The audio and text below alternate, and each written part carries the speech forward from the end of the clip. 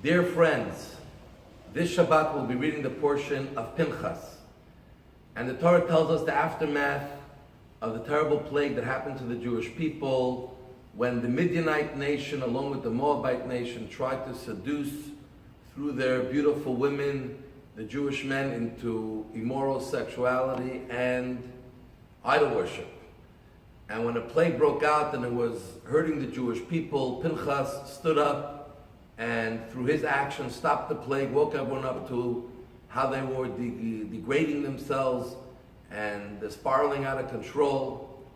And then the Torah tells us that God said now it's time to go and avenge their terrible act of this nation. And the Torah tells us that you have to go to Midian and you have to oppress them and you have to fight them, you have to eradicate what they had tried to do to us.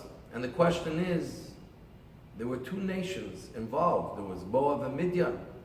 Why are we focusing on Midian when the entire reason that anyone was starting up with the Jews was Moab, who initiated this entire situation? And the answer is that Moab, their motive to fight the Jews was because they were worried that the Jews want to pass through their territory and will destroy them.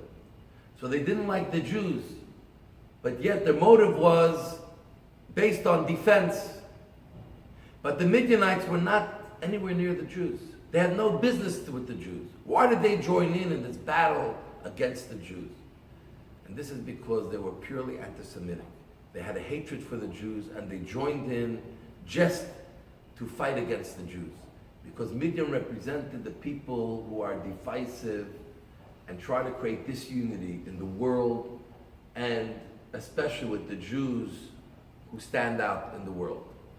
And this is what the Torah is telling us, that to fight evil, there are ways to work with people who have made wrong choices, to try to educate them, to try to show them the truth, and we can transform the way that they think.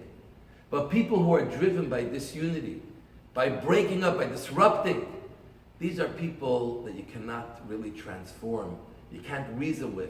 These are people that you have to fight and crush their ability to act. And so too it is as we are now mourning over the destruction of the temple. These 3 weeks we mourn over the destruction of the temple and the evil that brought it about. The evil meaning the terrible sins that we had done that precipitated it. And we have to realize ourselves that within ourselves it's time to introspect. What are the negative habits, characteristics that are within me that are driven just by, I desire something?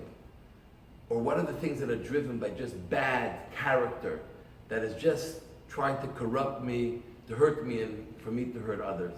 And we have to separate one from the other, transform those things that we can through reason, through understanding, and through logic, but get rid of those bad habits, those bad characteristics that are just disruptive for disruptive choice. And when we do that, this is what allows us to rebuild our own temple, to rebuild our own beautiful body, myself, our character, our being, and this will allow us to rebuild the third temple. May it happen very quickly in our days. I want to wish you all a Shabbat Shalom. May God bless you all. I love you all, and be well.